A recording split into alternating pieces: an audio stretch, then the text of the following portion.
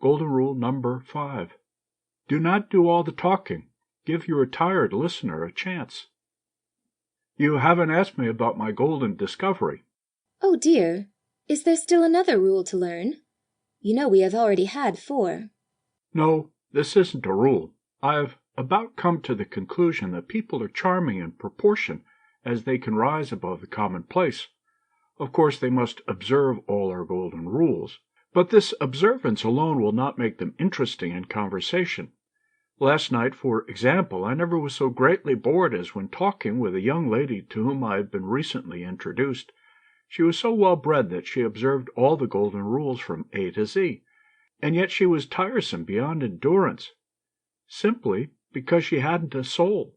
She was a Philistine of the deepest dye. I must say that I am so conventional, in a way, that I eschew bohemianism, but an out-and-out Philistine. Give me a bohemian every time. Then I suppose that golden rule number 5 would be, acquire a soul, and assume one if you have it not. I suppose it is innate, one's soul, which to me stands for one's love of the beautiful, for the ideal. You see, whatever you speak about, you lift out of the commonplace. Life seems quite worth the while when I'm with you. All the inspiring things, books, music, painting, take on a new meaning when we talk about them. Last evening my newly made acquaintance and I discussed these subjects, but they did not interest me.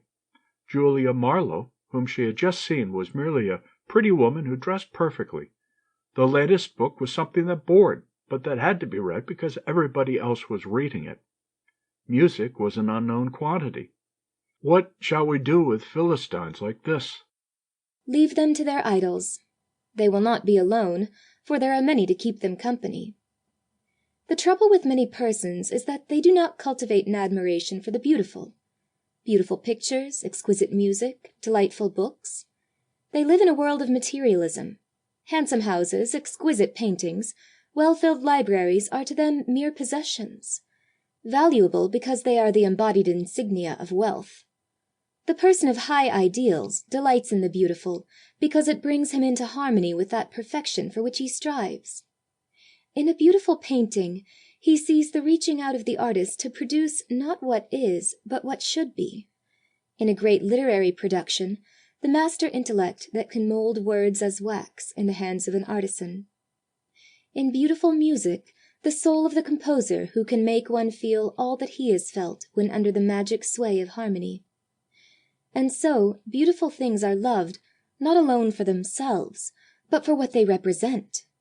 For nothing beautiful has ever existed without its master creator, the power behind the throne, where the monarch beauty is at the beck and call of that giant, intellect.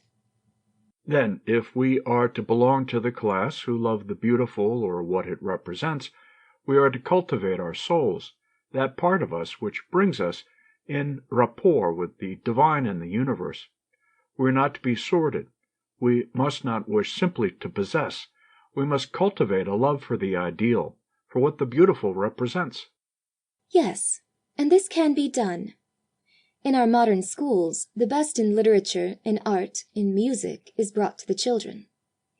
The child of today learns of Mozart, of Handel, of Wagner, and hears their music.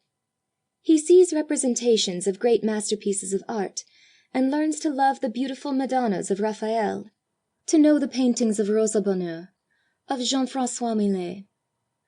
This education cannot fail to instill in children a love for the beautiful. To them the world takes on a roseate tinge, while their minds eventually become storehouses in which are garnered the treasured thoughts of the ages. Nothing in everyday life can be wholly commonplace. Each peculiar incident in life, each peculiar mood of nature brings its accompanying suggestion. Do you know, you were saying what I should like to say, but what I cannot find words to express. Possibly that is one reason why I enjoy your society more than that of all others, because you say the things that I would say, if I could but express my thoughts. It is for this reason that we admire an author, because he puts into words what we think, what we feel. I think we should add golden rule number 5 to our list. Namely, do not do all the talking.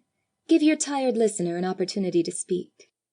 I am sure that I would rather listen than talk when you are with me." I am half inclined to believe you, for you are certainly perfect as a listener. End of section 5.